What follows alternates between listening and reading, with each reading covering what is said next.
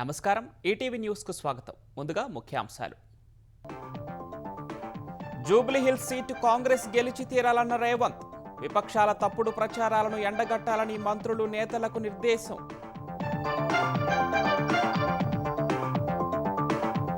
ఓట్ల వేటలో పోటీ పడుతున్న అధికార విపక్షాలు. నియోజకవర్గం మొత్తాన్ని చుట్టేస్తున్న నేతలు. పరస్పర విమర్శలకు పదును. కూరగాయల సాగు పెంచేలా తెలంగాణ సర్కార్ చర్యలు. ఎకరాకు 9,600 సబ్సిడీకి నిర్ణయం. నేరుగా రైతుల ఖాతాల్లో జమ. హైదరాబాద్లో నేడు పోలవరం అథారిటీ సమావేశం.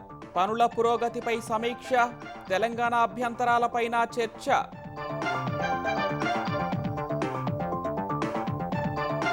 ఏపీలో రానున్న భారీ క్వాంటమ్ కంప్యూటర్లు.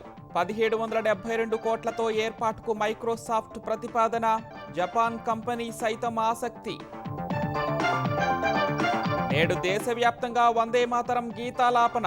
ఢిల్లీలో వార్షిక వేడుకలు ప్రారంభించనున్న ప్రధాని. తెలుగు రాష్ట్రాల్లోనూ ఏర్పాట్లు. త్వరలో భారత్ పర్యటనకు ట్రంప్. వాణిజ్య సంబంధాలు బలోపేతమే లక్ష్యమని వెల్లడి. మోదీ గొప్ప వ్యక్తి అంటూ ప్రశంసలు.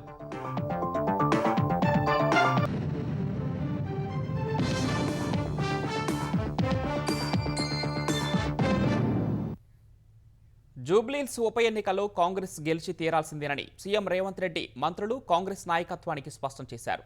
ప్రచారంలో ఈ 3 రోజులు అత్యంత కీలకమన్న సీఎం విపక్షాల విమర్శలను తిప్పికొడుతూ జనంలోకి వెళ్లాలని దిశానిర్దేశం చేశారు. పోల్ మేనేజ్మెంట్లో నిర్లక్ష్యం లేకుండా పక్కా వ్యూహంతో ముందుకు వెళ్లినప్పుడే ప్రతిపక్షాలపై పైచేయి సాధించే అవకాశం ఉంటుందని మంత్రులకు దిశానిర్దేశం చేశారు.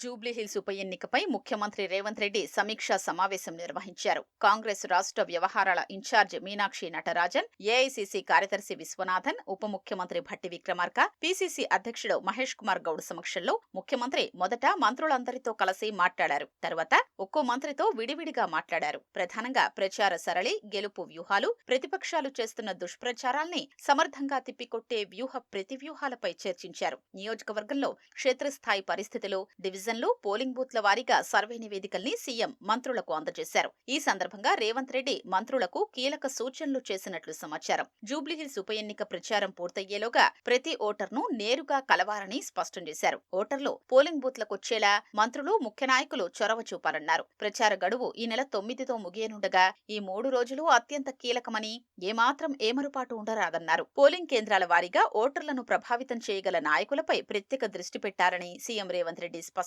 చేశారు. గెలుపోటముల్ని ప్రభావితం చేసే ఎక్కువ ఓట్లు కలిగిన సామాజిక వర్గాలతో సమావేశాలు నిర్వహించి వారి సమస్యల పరిష్కారానికి ఖచ్చితమైన హామీ ఇవ్వాలని తెలిపారు. కాలనీలు, బస్తీలు, మురికివాడల వారీగా స్థానిక సమస్యల్ని తెలుసుకుని పరిష్కారానికి హామీ ఇవ్వాలన్నారు. మంత్రులు తమకు అప్పగించిన డివిజన్లలో విస్తృతంగా ప్రచారంలో పాల్గొనాలని నిర్దేశించారు. ప్రచార తీరు, ప్రజాదరణ గురించి సీఎం మంత్రుల్ని అడిగి తెలుసుకున్నారు. మంత్రులు తమ సలహాలు, సూచనలు, అభిప్రాయాలు ఆయనకు చెప్పారు. ప్రచారంలో ఉండి సమీక్షకు హాజరు కాని మంత్రులు ప్రభుత్వ విప్లు, ముఖ్య నాయకులతో ఫోన్లో మాట్లాడి తాజా పరిస్థితుల్ని అడిగి తెలుసుకున్నారు. వారికి పలు సూచనలు చేశారు. గతంలో ఇక్కడ ఉండి ప్రస్తుతం ఇతర ప్రాంతాలకు మారిన వారికి 2 చోట్ల ఓట్లు ఉంటే అలాంటి వారి విషయంలో జాగ్రత్తలు తీసుకోవాలని సూచించారు. సోషల్ మీడియాలో అసత్య ప్రచారాలు ఎక్కువగా జరుగుతున్నాయని, వాటిని గట్టిగా ఎదుర్కోవాలని సీఎం సూచించినట్లు పార్టీ వర్గాలు తెలిపాయి. కాంగ్రెస్ ప్రభుత్వం చేపట్టిన అభివృద్ధి, సంక్షేమ పథకాల్ని, ఎన్నికల హామీల అమలు తీరును ప్రజలకు తెలియజేయాలని దిశానిర్దేశం చేశారు. అభివృద్ధి, సంక్షేమంలో గత భారాస సర్కార్ నిర్లక్ష్యం, కేంద్రంలో బీజేపీ ప్రభుత్వం అభివృద్ధికి సహకరించని వైనాన్ని ప్రజలకు వివరించడంపై దృష్టి సారించాలని సీఎం స్పష్టం చేశారు. మహిళా నేతలు విస్తృతంగా ప్రచారం చేసేలా చర్యలు చేపట్టాలని పార్టీ వర్గాలకు నిర్దేశించారు. మరోవైపు తెలంగాణ మంత్రులు పెద్ద ఎత్తున జూబ్లీహిల్స్ ఉప ఎన్నిక ప్రచారంలో పాల్గొన్నారు. రహమత్ నగర్లో గడప గడపకు తిరిగిన మంత్రి జూపల్లి కృష్ణారావు మహిళలను, వృద్ధులను ఆప్యాయంగా పలకరించారు. గతంలో బీఆర్ఎస్కు ఓటేస్తే చేసింది శూన్యమని విమర్శించారు. సంగారెడ్డి జిల్లా కొల్లూరులో ఉన్న జూబ్లీహిల్స్ ఓటర్లతో కాంగ్రెస్ నేతలు ఆత్మీయ సమ్మేళనం నిర్వహించారు. ఖమ్మం ఎంపీ రఘురామరెడ్డితో కలిసి హాజరైన మంత్రి ఉత్తమ్ కుమార్ రెడ్డి బీఆర్ఎస్, బీజేపీపై విమర్శలు గుప్పించారు. బోరబండలో ఎమ్మెల్సీ విజయశాంతి, పాలకుర్తి ఎమ్మెల్యే యశస్విని, మహిళా కాంగ్రెస్ నేత సునీతారావు ప్రచారం నిర్వహించారు. యూసఫ్గూడలో టీవీ సీరియల్స్ ఫెడరేషన్ సభ్యులతో మంత్రి పొన్నం ప్రభాకర్ సమావేశమయ్యారు. నవీన్ యాదవ్కు మద్దతుగా ఏకగ్రీవ తీర్మానం చేసిన ఫెడరేషన్ సభ్యులకు కృతజ్ఞతలు తెలిపిన చెప్పిన పొన్నం వారి సమస్యల పరిష్కారానికి హామీ ఇచ్చారు. రెహ్మత్ నగర్ డివిజన్కు చెందిన వివిధ పార్టీల నాయకులు మంత్రి పొంగులేటి శ్రీనివాసరెడ్డి ఆధ్వర్యంలో కాంగ్రెస్ తీర్థం పుచ్చుకున్నారు. అక్రమ సంపాదనతో ప్రభుత్వాన్ని కూలుస్తామని బీఆర్ఎస్ నేతలు మాట్లాడుతున్నారని పొంగులేటి ధ్వజమెత్తారు. ఎల్లారెడ్డిగూడలో బీఆర్ఎస్ మైనార్టీ మహిళా విభాగం నేతలను కాంగ్రెస్లోకి ఆహ్వానించిన మంత్రి శ్రీధర్ బాబు జూబ్లీహిల్స్ ఓటర్ల తీర్పుతో గులాబీ పార్టీ తట్టాబుట్టా సర్దుకుంటుందని ఎద్దేవా చేశారు. ప్రభుత్వంలో ఉండి అసలు జూబ్లీ హిల్స్ నియోజకవర్గ ప్రజలకు ఏం చేయాలని కనబడలేని పరిస్థితిలో వారు ఉండే. ఇప్పుడేం కనబడుతుంది, ప్రతిపక్షంలో ఉండి మాట్లాడటానికే సత్యదూరమైన ప్రచారం చేసుకుంటూ పోయి వారికి ఉన్న సోషల్ మీడియాను, వారికి ఉన్న పేపర్ని, వారికి ఉన్న టీవీని ఉపయోగించుకొని బేస్లెస్ అలిగేషన్స్, ఆరోపణలు చేస్తూ ముందుకు నడుస్తూ ఉన్నారు. ఈరోజు మేము ఒక సంవత్సర కాలంలోనే ఏ విధంగా రోడ్లు వేయించినామో, ఏ విధంగా డ్రైన్స్ కు సంబంధించిన అవసరాలను తీర్చినామో, ఈ రోజు ఈ ప్రాంత వాసులందరికీ కూడా ఈ సంవత్సర కాలంలో మార్పు కనబడ్డది వారిని అడగండి. టీఆర్ఎస్ వాళ్ళు సొంత డబ్బా కొట్టుకొని చేయని పని కూడా చెప్పుకుంటూ ముందుకు నడుస్తా ఉన్న ధర్మిల ప్రజలందరూ కూడా చూస్తా ఉన్నారు. 11వ తారీఖు నాడు వాటి అన్నిటి కూడా జవాబు ప్రజలు చెప్తారు. బీఆర్ఎస్ 1,00,000 కోట్ల అవినీతిపై సీబీఐ విచారణ జరిపిస్తానన్న సీఎం రేవంత్ రెడ్డి కేవలం 9,000 కోట్లపైనే విచారణ కోరుతూ కేంద్రానికి ఎందుకు లేఖ రాశారని కేంద్ర మంత్రి బండి సంజయ్ నిలదీశారు. ఎవరిని కాపాడేందుకు 1,00,000 కోట్ల అవినీతిపై విచారణ అడగడం లేదని ప్రశ్నించారు. జూబ్లీహిల్స్ ఉప ఎన్నిక ప్రచారంలో భాగంగా బోరబండ, యూసఫ్గూడలో కేంద్ర మంత్రులు బండి సంజయ్, కిషన్ రెడ్డి రోడ్ షో నిర్వహించారు. ఒక్కసారి కూడా అసెంబ్లీకి వచ్చి ప్రజా సమస్యలపై కేసీఆర్ మాట్లాడలేదని కిషన్ రెడ్డి విమర్శించారు. బీఆర్ఎస్కి ఓటేస్తే మూసీలో వేసినట్లేనని ఆయన వ్యాఖ్యానించారు. 2 ఏళ్లైనా ఇచ్చిన హామీలు అమలు చేయని కాంగ్రెస్కు బుద్ధి చెప్పాలని కిషన్ రెడ్డి ఓటర్లను కోరారు. హైదరాబాద్లో అంతో ఇంతో అభివృద్ధి జరుగుతోందంటే అది కేంద్రంలోని మోదీ ప్రభుత్వం ఇస్తున్న నిధుల వల్లేనని బండి సంజయ్ అన్నారు. ఈ అంశంపై చర్చించేందుకు సిద్ధంగా ఉన్నానని తెలిపారు. లేక ఏం రాసిందంటే కాళేశ్వరం పేరు ఎట్లే మేడిగడ్డ మీద విచారణ జరపండి, దాన్ని 9,000 కోట్ల స్కామ్ మాత్రమే జరిగింది అంటాడు. నేను అంటున్న రేవంత్ రెడ్డి సార్ 1,00,000 కోట్ల స్కామ్ జరిగిందా, 9,000 కోట్ల స్కామ్ జరిగిందా? వీళ్ళు వాళ్ళకొటే డ్రగ్స్ కేసు ఏమైంది, కార్ రేస్ ఏమైంది, ఫామ్ హౌస్ కేసు ఏమైంది, విద్యుత్ కొనుగోళ్ల కేసు ఏమైంది? ఇన్ని కేసులు అయితే ఒక్క కేసు కూడా కేసీఆర్ కుటుంబాన్ని అరెస్ట్ చేసే ప్రయత్నం ఇలా రేవంత్ రెడ్డి చేస్తలేదంటే వీళ్ళు వాళ్ళు ఒకటేనా? దేశంలో అధికారం ప్రతిపక్షం కలిసి దోసుకున్నటువంటి రాష్ట్రం ఏదైనా ఉందంటే అది తెలంగాణ రాష్ట్రమే. వీళ్ళు వాళ్ళు కలిసి వాళ్ళు తెలంగాణను దోసుకుంటున్నారు. ఎన్నికలు వచ్చాయని సీఎం రేవంత్ రెడ్డి ఎన్టీఆర్ పేరు చేపిస్తున్నారని బీఆర్ఎస్ నేతలు విమర్శించారు. జూబ్లీహిల్స్ ఉప ఎన్నిక వేళ బీఆర్ఎస్ నేతలు యూసఫ్గూడ, కృష్ణానగర్, వెంకటగిరిలో ప్రచారం నిర్వహించారు. వెంగళరావు నగర్ డివిజన్లో మాజీ మంత్రి ఎర్రబెల్లి దయాకర్ రావు ఇంటింటికి తిరుగుతూ మాగంటి సునీతను గెలిపించాలని కోరారు. శ్రీనగర్ కాలనీలోని బీఆర్ఎస్ కార్యాలయంలో మాజీ మంత్రి సబితా ఇంద్రారెడ్డి మహిళలతో మాటా ముచ్చట కార్యక్రమం నిర్వహించారు. 6 గ్యారంటీలు అమలు కాకపోవడం వల్ల కాంగ్రెస్ ప్రభుత్వం ఎంత బాకీ పడిందో ఓటర్లకు వివరించారు. కాంగ్రెస్ ప్రభుత్వంపై విమర్శలు గుప్పించిన మాజీ మంత్రి పువ్వాడ అజయ్ జూబ్లీహిల్స్లో బీఆర్ఎస్ను గెలిపించాలని కోరారు. జూబ్లీహిల్స్ ఉప ఎన్నికలో అధికార కాంగ్రెస్ పార్టీ మాస్ రిగ్గింగ్ చేయడానికి వ్యూహరచన చేస్తున్నట్లు తమకు సమాచారం ఉందని, పోలింగ్ నాడు గట్టి నిఘా పెట్టాలని బీఆర్ఎస్ కేంద్ర ఎన్నికల సంఘానికి ఫిర్యాదు చేసింది. ఈ మేరకు ఆ పార్టీ రాజ్యసభ పక్షనేత సురేష్ రెడ్డి, ఎంపీలు దామోదర్రావు, పార్థసారథి రెడ్డి ఢిల్లీలో ప్రధాన ఎన్నికల కమిషనర్కు లేఖ సమర్పించారు. ఆధార్ లింక్డ్ డేటా, నిజమైన ఓటరు కార్డుల ఫోటో కాపీలను దుర్వినియోగం చేసి డూప్లికేట్ ఓటరు గుర్తింపు కార్డులు సృష్టిస్తున్నట్లు సమాచారం అందిందని తెలిపారు. వీటిని అక్రమంగా నియోజకవర్గానికి తరలించి కాంగ్రెస్ అభ్యర్థికి ఓటు వేసేలా ప్రయత్నాలు చేస్తున్నారని ఆరోపించారు.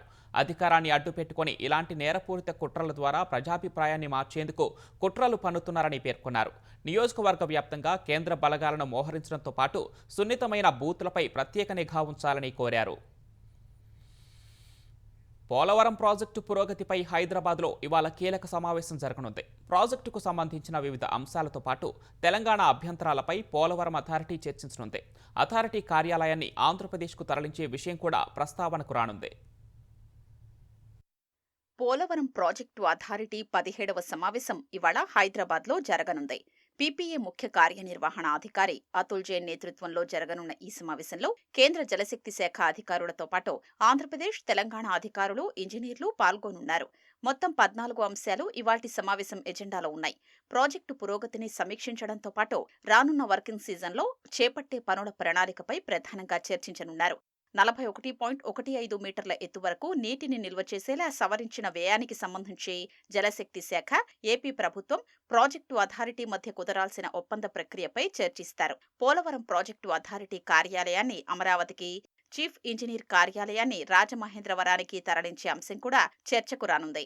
పీపీఏలో సిబ్బంది, గత వ్యయాల ఆమోదం, నావిగేషన్ టన్నెల్కు లైనింగ్ సహా ఇతర అంశాలపై అథారిటీ సమావేశంలో చర్చ జరగనుంది. తెలంగాణ లేవనెత్తిన అంతర్రాష్ట్ర అభ్యంతరాల్ని కూడా సమావేశం ఎజెండాలో పొందుపర్చారు. పూర్తి సామర్థ్యంతో నీటిని నిల్వ చేస్తే తెలంగాణ భూభాగం కూడా ముంపునకు గురవుతుందని, భద్రాచలం పట్టణం, మణుగూరు భారజల కేంద్రానికి ముప్పు పొంచి ఉన్నందున సమగ్ర సర్వే జరగాలని తెలంగాణ కోరుతోంది. కిన్నెరసాని, ముర్రేడు వాగు సహా స్థానిక వాగుల్లో డ్రైనేజీ తీవ్రత అధికమవుతుందనే ఆందోళన ఉంది. దుమ్ముగూడెం దిగువన చేరుతున్న ఇతర వాగులపై కూడా డ్రైనేజీ ప్రభావం పెరిగి ముంపు తీవ్రత పెరుగుతుందని తెలంగాణ ఇంజనీర్లు చెప్తున్నారు. వీటన్నింటిపై సంయుక్తంగా సమగ్ర సర్వే జరగాలని తెలంగాణ కోరుతోంది. నీటి నిల్వతో ఇబ్బందులు లేకుండా చూస్తామని, భద్రాచలం పట్టణం, మణుగూరు భారజల కేంద్రానికి ముప్పు లేకుండా రక్షణ చర్యలు చేపట్టనున్నట్లు గతంలో నిర్ణయించారు. వాగులపై పడే డ్రైనేజీ ప్రభావానికి సంబంధించి కూడా అధ్యయనం చేయిస్తామని గతంలో పీపీఏ ప్రకటించింది. రుతుపవనాల సమయం ముగిసిన తర్వాత కేంద్ర జలసంఘం సహాయంతో క్రాస్ సెక్షన్స్ నిర్ధారణ కోసం క్షేత్రస్థాయి సర్వే జరగనుంది. ఆయా అంశాలపై ఇవాల్టి సమావేశంలో చర్చించనున్నారు. పోలవరం, బనకచర్ల లింక్ ప్రాజెక్టు అంశాన్ని కూడా సమావేశంలో ప్రస్తావించేందుకు తెలంగాణ అధికారులు సిద్ధమవుతున్నారు. డీపీఆర్ తయారీకి ఏపీ ప్రభుత్వం టెండర్లు పిలిచిన సమయంలో అభ్యంతరం తెలుపుతూ లేఖ రాసిన తెలంగాణ ఈ విషయంలో ముందుకెళ్లకుండా ఆంధ్రప్రదేశ్ను నిలువరించాలని కోరింది. ఇవాల్టి భేటీలోనూ ఈ అంశాన్ని ప్రస్తావించే అవకాశం ఉంది. ఐటీ దిగ్గజ సంస్థ మైక్రోసాఫ్ట్ ఆంధ్రప్రదేశ్లో 1772 కోట్ల విలువైన పెట్టుబడులు పెట్టేందుకు ప్రతిపాదించింది. ఇందులో భాగంగా అమరావతి క్వాంటమ్ వ్యాలీలో 1200 క్యూబిక్ సామర్థ్యం ఉన్న భారీ క్వాంటమ్ కంప్యూటర్ను ఏర్పాటు చేయనుంది. ఈ మేరకు ఆ సంస్థ ప్రతినిధులతో అధికారుల సంప్రదింపులు కొలిక్కి వచ్చాయి. మైక్రోసాఫ్ట్ కోసం క్వాంటమ్ వ్యాలీలో 4000 చదరపడుగుల విస్తీర్ణంలో భవనం నిర్మించాలని అధికారులు పేర్కొన్నారు. అమరావతిలో 133 క్యూబిక్ సామర్థ్యంతో ఐబీఎం సంస్థ క్వాంటమ్ కంప్యూటర్ ఏర్పాటు కోసం ఇప్పటికే ప్రభుత్వంతో ఒప్పందం చేసుకుంది. క్వాంటమ్ వ్యాలీ పెట్టుబడులు పెట్టేందుకు మరిన్ని సంస్థలు ఆసక్తి చూపుతున్నాయి. జపాన్కు చెందిన ఫుజిసు 64 క్యూబిక్ క్వాంటమ్ కంప్యూటర్ను ఏర్పాటు చేయడం సహా కేంద్ర ప్రభుత్వం రీసెర్చ్ అండ్ డెవలప్మెంట్ ఇనిషియేటివ్ కింద అందించే నిధులకు మరో 50% వెచ్చించి ఫ్యాబ్రికేషన్ ఫెసిలిటీ సెంటర్ ఏర్పాటుకు ప్రతిపాదించింది. క్వాంటమ్ వ్యాలీలో పరిశోధనలు నిర్వహించే సంస్థలకు దశల వారీగా 90 లక్షల చదరపడుగుల్లో మౌలిక సదుపాయాలను కల్పించాలని ఏపీ సర్కార్ భావిస్తోంది. ప్రస్తుతం నిర్మించనున్న ఐకానిక్ టవర్ల వల్ల 40,000 చదరపడుగులు అందుబాటులోకి వస్తాయి. ఈ టవర్ నమూనాను ఎల్ఎన్టీ సంస్థ రూపొందించింది. ఆంధ్రప్రదేశ్ను ప్రధాన ఎగుమతి కేంద్రంగా తీర్చిదిద్దే లక్ష్యంతో విశాఖపట్నంలో ఏపీ గ్లోబల్ ఎంఎస్ఎంఈ ఎగుమతుల అభివృద్ధి సదస్సు నిర్వహిస్తున్నట్లు MSME development corporation chairman Tammireddy Shivashankar Rao తెలిపారు. ఈ నెల 9, 10 తేదీల్లో 2 రోజుల పాటు ఇండియా ఎంఎస్ఎంఈ ఫోరం సహకారంతో ఈ సదస్సు నిర్వహిస్తున్నామని చెప్పారు. Russia, Britain, Japan, New Zealand, Zimbabwe, కెన్యాతో పాటు 16 దేశాలకు చెందిన 34 మంది అంతర్జాతీయ కొనుగోలుదారులు ఈ సదస్సులో పాల్గొంటారు. ఆటోమొబైల్ విడిభాగాలు, food and beverages, electronics, sanitary ware, వ్యవసాయ యంత్రాలు, ఐటీ సర్వీసులు, ఔషధాలు, మెడికల్ డివైజెస్, టెక్స్టైల్ వంటి రంగాల్లో వ్యాపార అవకాశాలను పరిశీలిస్తారు. కొనుగోలుదారుల సెషన్లు, B2B సమావేశాలు, నెట్వర్కింగ్ కార్యక్రమాలు ఉంటాయి. ఏపీలో ఎంఎస్ఎంఈలు తయారు చేసే ఉత్పత్తుల గురించి వారికి వివరించి ఎగుమతులకు ఉన్న అవకాశాలను పరిశీలిస్తామని తమ్మిరెడ్డి శివశంకర్రావు చెప్పారు. సీఎం చంద్రబాబు ప్రవేశపెట్టిన విధానాలు, డిజిటల్ పాలనతో చిన్న వ్యాపారులు అంతర్జాతీయ స్థాయికి ఎదుగుతున్నారని ఈ సందర్భంగా ఆయన వివరించారు. దేశ స్వాతంత్ర్య ఉద్యమంలో కోట్ల మంది భారతీయులు స్ఫూర్తి నింపిన వందే మాతరం గీతానికి 150 ఏళ్లు పూర్తి కానున్న సందర్భంగా ఏడాది పొడవునా కార్యక్రమాలు నిర్వహించాలని కేంద్ర ప్రభుత్వం నిర్ణయించింది. వీటిని ఢిల్లీలోని ఇందిరాగాంధీ ఇండోర్ స్టేడియంలో ఇవాళ ప్రధాని నరేంద్ర మోదీ ప్రారంభించనున్నారు. అనంతరం స్మారక స్టాంపు, నాణ్యాన్ని విడుదల చేయనున్నారు. ఈ మేరకు ప్రధానమంత్రి కార్యాలయం ప్రకటనలో పేర్కొంది. వేడుకల్లో భాగంగా ఉదయం 9:50 బహిరంగ ప్రదేశాల్లో వందే మాతరం గీతాలాపన ఉంటుందని తెలిపింది. వందే మాతరం పాడిన తర్వాత స్వదేశీ వస్తువులను కొనుగోలు చేస్తామంటూ వేడుకకు హాజరైన వారు ప్రతిజ్ఞ చేయనున్నారు. ఇవాల్టి ఈ నెల 26 వరకు దేశవ్యాప్తంగా కవిత్వం, వ్యాసరచన, చిత్రలేఖనం వంటి పోటీలు నిర్వహించనున్నారు. వందే మాతరం గీతం 150 ఏళ్లు పూర్తి చేసుకున్న సందర్భంగా నేడు సామూహిక గీతాలాపన కార్యక్రమం నిర్వహించాలని తెలంగాణ ప్రభుత్వం నిర్ణయించింది. ఈ ఉదయం 10 గంటలకు వందే మాతరం గీతాలాపన కార్యక్రమం నిర్వహించాలని సిఎస్ రామకృష్ణారావు అన్ని జిల్లాల కలెక్టర్లను ఆదేశించారు. హైదరాబాద్ అబిడ్స్లోని మహబూబియా ప్రభుత్వ బాలికల ఉన్నత పాఠశాలలో నిర్వహించే కార్యక్రమంలో మంత్రులు పొన్నం ప్రభాకర్, జూపల్లి కృష్ణారావు సహా పలువురు పాల్గొననున్నారు. ఉదయం 10 గంటలకు ప్రతి ఒక్కరూ వందే మాతరం గీతం ఆలపించాలని ఆంధ్రప్రదేశ్ ఉప ముఖ్యమంత్రి పవన్ కళ్యాణ్ పిలుపునిచ్చారు. స్వాతంత్ర పోరాటంలో వందే మాతర గీతం కశ్మీరు నుంచి కన్యాకుమారి వరకు రణనినాదంలో నిలిచిందని తెలిపారు. తెలంగాణలో కూరగాయల కొరతను అధిగమించేందుకు బృహత్తర కార్యక్రమం ద్వారా వాటి సాగును భారీ ఎత్తున ప్రోత్సహించాలని ప్రభుత్వం నిర్ణయించింది. 2025-26 ఆర్థిక సంవత్సరంలో కొత్తగా 10,000 ఎకరాల్లో సాగు చేపట్టేలా రైతులకు సబ్సిడీ అందించేందుకు సంకల్పించింది. ఒక్కో ఎకరంలో 6 టన్నుల కూరగాయల ఉత్పత్తి ఖర్చును అంచనా వేసి అందులో 40% రైతుల ఖాతాలో జమ చేయనుంది. దీనికి సంబంధించిన కార్యాచరణ చేపట్టాలని వ్యవసాయ శాఖ మంత్రి తుమ్మల నాగేశ్వరరావు ఉద్యాన శాఖను ఆదేశించారు. ప్రస్తుతం తెలంగాణలో 1.35 లక్షల ఎకరాల్లో ఏటా 14.64 లక్షల టన్నుల కూరగాయలు ఉత్పత్తవుతున్నాయి. రాష్ట్ర అవసరాలకు 26 లక్షల టన్నులు అవసరం కాగా మరో 12.68 లక్షల టన్నులు పండించాలని ప్రభుత్వం గుర్తించింది. దీనికోసం సమీకృత ఉద్యాన మిషన్ పథకం కింద సాయం అందించాలని మంత్రి ఆదేశించారు. ఎకరంలో కూరగాయల సాగుకు అవసరమైన విత్తనాలు, ఎరువులు, పురుగు మందులు, సస్యరక్షణ కోసం 24,000 ఖర్చవుతుందని ఉద్యాన శాఖ గుర్తించింది. ఇందులో 40% అంటే 9,600 సాయం అందించేందుకు సిఫార్సు చేయగా మంత్రి ఆమోదం తెలిపారు. కూరగాయల సాగుకు ముందుకు వచ్చే రైతులు స్థానిక ఉద్యాన అధికారికి దరఖాస్తు చేసుకుంటే ఈ ప్రాజెక్టు కింద ఎంపిక చేస్తారు. నారు, విత్తనాలను ఉద్యాన శాఖకు చెందిన లేదా గుర్తింపు పొందిన నర్సరీల నుంచి కొనుగోలు చేస్తే సబ్సిడీ సాయం రైతుల ఖాతాలో జమ చేస్తారు. ఒక్కో రైతుకు 2.5 ఎకరాల చొప్పున సబ్సిడీ సాయం అందిస్తారు. గిగ్ వర్కర్ల బిల్లు సిద్ధమైందని, ఈ నెల 12న కేబినెట్ ఆమోదం పొందనున్నట్లు తెలంగాణ కార్మిక శాఖ మంత్రి వివేక్ తెలిపారు. మంత్రివర్గ ఆమోదం తర్వాత అసెంబ్లీలో ప్రవేశపెట్టనున్నట్లు మంత్రి పేర్కొన్నారు. ముసాయిదా బిల్లుపై గిగ్ వర్కర్ల ప్రతినిధులతో సమావేశమైన మంత్రి వారి నుంచి పలు సూచనలు స్వీకరించారు. తెలంగాణలో ఫుడ్ డెలివరీ, ట్రాన్స్పోర్ట్, ప్యాకేజ్ డెలివరీలో సుమారు 4 లక్షల మంది గిగ్ వర్కర్లు ఉన్నారు. ఈ గిగ్ వర్కర్ల సంక్షేమం కోసం ప్రత్యేక బోర్డు ఏర్పాటు చేయనున్నారు. రాజస్థాన్, కర్ణాటకలో ఇప్పటికే అమల్లో ఉన్న గిగ్ వర్కర్ల చట్టాన్ని తెలంగాణ అధికారులు అధ్యయనం చేశారు. చట్టం ఏర్పడిన తర్వాత నిబంధనలు తయారు చేసే సందర్భంలో భాగస్వాములతో మరోసారి సమావేశమవుతామని మంత్రి తెలిపారు. ఈ బిల్లో చాలా స్పష్టత ఉన్నది. గిగ్ వర్కర్స్ ఉన్నారు, ఇంతకు ముందు వాళ్ళకి భద్రతనే లేదు. దీంట్లో భద్రత కల్పిస్తూ గిగ్ వర్కర్స్ అగ్రిగేటర్స్ కూడా వారి బోర్డుకి పంపించాలి. ఎవరెవరు రిజిస్ట్రేషన్ చేసుకున్నారో గిగ్ వర్కర్స్ ని కూడా వారిని ఎట్లా కాపాడాలి అని ఇవన్నీ ప్రొవిజన్స్ యాక్ట్ లో కాపాడడం జరిగింది. తెలంగాణలోని ఆసిఫాబాద్ జిల్లా పౌర సరఫరాల అధికారి నర్సింగరావు అవినీతి నిరోధక శాఖ అధికారులకు చిక్కారు. ఓ వ్యక్తి నుంచి 75,000 లంచం తీసుకుంటూ ఉండగా ఏసీబీ అధికారులు రెడ్ హ్యాండెడ్గా పట్టుకున్నారు. ఓ రైసు మిల్లు నుంచి 3 లారీల బియ్యం తరలించడానికి అనుమతి కోసం బాధితుడి నుంచి నర్సింగరావు 75,000 డిమాండ్ చేశారు. ఈ క్రమంలో బాధితుడు ఏసీబీ అధికారులను ఆశ్రయించాడు. సివిల్ సప్లై కార్యాలయంలో లంచం తీసుకుంటూ ఉండగా నర్సింగరావు, మరో వ్యక్తి మణికంఠను ఏసీబీ అధికారులు అదుపులోకి తీసుకున్నారు. నరసింహారావు గారు ఒక బాధితుని దగ్గర నుంచి గవర్నమెంట్ ఇచ్చిన వడ్లను మిల్లు ఆడించి మళ్ళా దాన్ని గోడౌన్కు పీడీఎస్ రైస్ కింద మార్చి పంపించడం కోసము దాంట్లో నూక కానీ లేకపోతే డిఫాల్ట్స్ కానీ ఏమి లేవని చెప్పేసి చెప్పడం కోసము దాన్ని పాస్ చేయడం కోసము లారీకి 25,000 చొప్పున 3 లారీలకు గాను 75,000 లంచం తీసుకుంటుండగా మేము రెడ్ హ్యాండెడ్గా పట్టుకోవడం జరిగింది. 16 లారీలకు గాను డబ్బులు తీసుకోవడం జరిగింది. ఇప్పుడు అతను డబ్బులు ఇవ్వలేక మా దగ్గర మమ్మల్ని ఆశ్రయించడం జరిగింది. అభివృద్ధి చెందుతున్న సాంకేతికత అనుగుణంగా విద్యార్థులు పురోగతి సాధించాలని కేంద్ర మంత్రి రామ్మోహన్ నాయుడు అన్నారు. ఆంధ్రప్రదేశ్లోని ప్రభుత్వ పాఠశాలల విద్యార్థులతో ఢిల్లీలోని తన నివాసంలో సమావేశమైన ఆయన ప్రపంచవ్యాప్తంగా వస్తున్న అవకాశాలను అందిపుచ్చుకోవడానికి ప్రపంచ స్థాయి పౌరులుగా ఎదగాలని పిలుపునిచ్చారు. ఢిల్లీలోని national science museum, planetarium, Russian science, cultural సెంటర్ల సందర్శన కోసం ఏపీలో జిల్లాకు 2 చొప్పున 52 మంది విద్యార్థులను ఎంపిక చేశారు. 3 రోజుల పర్యటనలో భాగంగా తొలి రోజు ఘజియాబాద్లోని ఓ ఇంజనీరింగ్ కాలేజీలో రాకెట్ పరిజ్ఞానంపై విద్యార్థులకు అవగాహన కల్పించారు. తర్వాత విద్యార్థులు కేంద్ర మంత్రి రామ్మోహన్ నాయుడుని కలిశారు. 1,35,000 కోట్ల రూపాయల ఇన్వెస్ట్మెంట్ మన ఆంధ్రప్రదేశ్ రాష్ట్రంలో చేస్తుంది. గూగుల్ తాలూకా ఇన్వెస్ట్మెంట్స్ మనం చూసుకుంటే యుఎస్ దాటి ఎక్కడ కూడా ఇంత ఇన్వెస్ట్మెంట్ ఎక్కడ కూడా చేయలేదు. కానీ అది మన ఇండియాలో, మన ఆంధ్రప్రదేశ్లో, మన విశాఖపట్నంలో ఈరోజు చేస్తున్నారంటే దానికి కారణం మన ముఖ్యమంత్రి చంద్రబాబు నాయుడు గారు.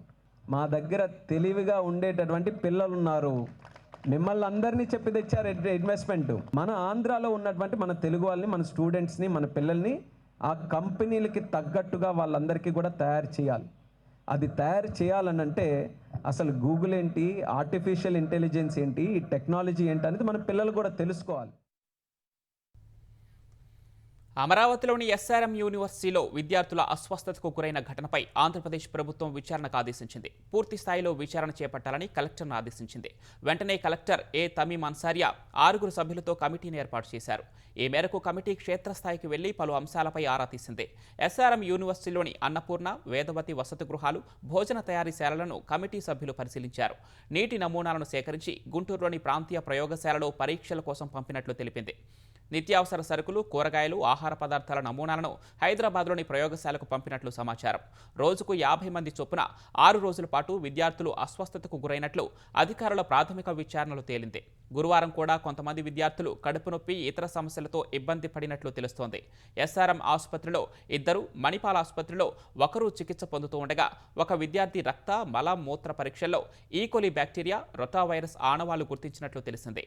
మరోవైపు విద్యార్థుల ఆరోగ్యాన్ని దృష్టిలో పెట్టుకుని నేటి నుంచి ఈ నెల 23 వరకు సెలవులు ప్రకటించినట్లు ఎస్ఆర్ఎం యూనివర్సిటీ తెలిపింది. విజయ డైరీ చైర్మన్గా 27 ఏళ్లు సేవలందించిన మండవ జానకి రామయ్యం మృతి పట్ల సీఎం చంద్రబాబు, మంత్రి లోకేష్ సంతాపం తెలిపారు. పాడి రైతులకు ఆర్థిక భరోసా కల్పించిన మహనీయుడు జానకి రామయ్య అని వారు కొనియాడారు. పాడి రైతుల పట్ల జానకి రామయ్య సేవలు చిరస్మరణీయమని సామాజిక మాధ్యమం ఎక్స్లో పేర్కొన్నారు. మరోవైపు జానకి రామయ్య చిత్రపటానికి మాజీ మంత్రి దేవినేని ఉమామహేశ్వరరావు పూలమాల వేసి నివాళులర్పించారు. కుటుంబ సభ్యులను పరామర్శించి సానుభూతి తెలిపారు. ప్రధాని నరేంద్ర మోదీ గొప్ప వ్యక్తి, స్నేహితుడంటూ అమెరికా అధ్యక్షుడు డొనాల్డ్ ట్రంప్ కొనియాడారు. భారత్ అమెరికా వాణిజ్య సంబంధాలను బలోపేతం చేయడానికి జరుగుతున్న ప్రయత్నాల్లో భాగంగా వచ్చే ఏడాది భారత్ను సందర్శిస్తారని సంకేతమిచ్చారు. శ్వేతసౌధంలో మీడియా అడిగిన ప్రశ్నలకు ట్రంప్ ఈ మేరకు సమాధానమిచ్చారు. భారత్తో వాణిజ్య ఒప్పందంపై చర్చలు సానుకూలంగా జరుగుతున్నాయని ట్రంప్ తెలిపారు. రష్యా నుంచి చమురు కొనుగోళ్లను ప్రధాని మోదీ క్రమంగా తగ్గిస్తున్నారని చెప్పారు. వాణిజ్య ఒప్పందం గురించి చర్చించేందుకు ప్రధాని మోదీ తనను భారత్కు రావాలని కోరారని వెల్లడించారు. మోదీ ఆహ్వానం మేరకు వెళతానని చెప్పారు. ఈ సందర్భంగా భారత్ పాక్ మధ్య యుద్ధాన్ని తానే ఆపానంటూ మరోసారి పాత పాటే పాడారు. 8 యుద్ధాల్లో 5 నుంచి 6 యుద్ధాలను సుంకాలతోనే ఆపానని అన్నారు. సుంకాలకు వ్యతిరేకంగా అమెరికా సుప్రీంకోర్టు తీర్పు వెలువరిస్తే కొత్త ప్రణాళిక గురించి ఆలోచిస్తానని ట్రంప్ వెల్లడించారు. అమెరికా ప్రభుత్వం షట్డౌన్లోకి వెళ్లిపోయిన వేళ విమాన సర్వీసులకు ఆటంకం కలుగుతోంది. పలు కీలక నగరాల్లోని విమానాశ్రయాల నుంచి రాకపోకలు సాగించే విమానాల సర్వీసుల్లో కోత పడింది. న్యూయార్క్, లాస్ ఏంజలస్, చికాగో వంటి 40 కీలక విమానాశ్రయాల నుంచి ప్రయాణాలు సాగించే విమానాల సంఖ్య తగ్గింది. దేశవ్యాప్తంగా ఇవాళ సుమారు 500 సర్వీసులను తగ్గించినట్లు ఫెడరల్ ఏవియేషన్ అధికారులు తెలిపారు. భద్రత నేపథ్యంలో విమానాశ్రయాల నుంచి 10% ఎయిర్ ట్రాఫిక్ను తగ్గిస్తున్నట్లు ఫెడరల్ ఏవియేషన్ యంత్రాంగం పేర్కొంది. ఈ నిర్ణయంతో నిత్యం 2,68,000 మంది ప్రయాణికులను గమ్యస్థానాలకు తీసుకువెళ్లే 1800 విమాన సర్వీసులు ప్రభావితం కానున్నట్లు తెలుస్తోంది. షట్డౌన్ నేపథ్యంలో ఎయిర్ ట్రాఫిక్ కంట్రోలర్లకు జీతాలు ఇవ్వకపోవడం వల్ల వారు ఒత్తిడికి లోనవుతున్నట్లు ఫెడరల్ ఏవియేషన్ అడ్మినిస్ట్రేషన్ తెలిపింది. జీతాలు లేకుండా పనిచేస్తుండటం సహా అనారోగ్యంతో బాధపడుతున్న ఎయిర్ కంట్రోలర్లపై ఒత్తిడిని తగ్గించడానికి విమాన సర్వీసుల తగ్గింపు నిర్ణయం ఉపకరిస్తుందని FAA పేర్కొంది. వారు ఇప్పటికే ఒక పూర్తి జీతం అందుకోలేదని, మరొకటి కోల్పోయే అవకాశం ఉందని తెలిపింది. మహారాష్ట్ర ఉప ముఖ్యమంత్రి అజిత్ పవార్ కుమారుడు పార్థ్ పవార్కు చెందిన కంపెనీ పూణేలో ఓ భూ ఒప్పందంలో అవకతవకలకు పాల్పడిందనే ఆరోపణలపై ప్రభుత్వం ఉన్నత స్థాయి దర్యాప్తునకు ఆదేశించింది. 1800 కోట్ల విలువైన ప్రభుత్వ భూమిని పార్థ్ పవార్కు చెందిన అమేడియా ఎంటర్ప్రైజెస్కు 300 కోట్లకే విక్రయించినట్లు విపక్షాలు ఆరోపించాయి. ఈ వ్యవహారంపై న్యాయ విచారణ చేపట్టాలని డిమాండ్ చేశాయి. వెంటనే మహారాష్ట్ర ముఖ్యమంత్రి దేవేంద్ర ఫడ్నవీస్ సంబంధిత విభాగాల నుంచి సమాచారం తెప్పించుకుని ఉన్నతాధికారులతో చర్చించారు. అనంతరం ఉన్నత స్థాయి దర్యాప్తునకు ఆదేశించారు. ఇప్పటికే ఈ కేసులో భాగమైన తహసీల్దార్, సబ్ రిజిస్టార్లను మహారాష్ట్ర ప్రభుత్వం సస్పెండ్ చేసింది. పూణేలోని ముద్వా ప్రాంతంలో ఉన్న 40 ఎకరాల మహర్వతన్ భూమిని నిరభ్యంతర పత్రం లేకుండానే అమేడియా ఎంటర్ప్రైజెస్కు విక్రయించినట్లు అధికారులు తెలిపారు. అది ప్రభుత్వ భూమి అని, దాన్ని ప్రభుత్వేతర సంస్థలకు విక్రయించడానికి వీల్లేదని వివరించారు. మరోవైపు వివాదాస్పద భూ ఒప్పందంతో తనకు ఎలాంటి సంబంధం లేదని ఉప ముఖ్యమంత్రి అజిత్ పవార్ తెలిపారు. ప్రముఖ బాలీవుడ్ నటి గాయని సులక్షణ పండిట్ గుండెపోటుతో మృతి చెందారు. నిన్న రాత్రి ముంబైలోని నానావతి ఆసుపత్రికి తరలిస్తూ ఉండగా ఆమె తుదిశ్వాస విడిచారు. ఆమె సోదరుడు సంగీత దర్శకుడు లలిత్ పండిట్ ఈ విషయాన్ని ధృవీకరించారు. ఈ మధ్యాహ్నం అంత్యక్రియలు జరుగుతాయని తెలిపారు. యుక్త వయసులోనే తన సంగీత ప్రయాణాన్ని ప్రారంభించిన సులక్షణ సంకల్ప చిత్రం కోసం పాడిన తూ హీ సాగర్ హై పాటకు ఫిలింఫేర్ అవార్డు అందుకున్నారు. సంజీవ్ కుమార్ నటించిన ఉల్జన్ చిత్రంతో నటిగా కెరీర్ ప్రారంభించిన ఆమె దాదాపు 10 ఏళ్లు పలు చిత్రాల్లో కథానాయిక పాత్ర పోషించారు. రాజేష్ ఖన్నా, జితేంద్ర, వినోద్ ఖన్నా, శశి కపూర్, శత్రుఘ్న సిన్హా వంటి దిగ్గజాల సరసన సులక్షణ నటించారు.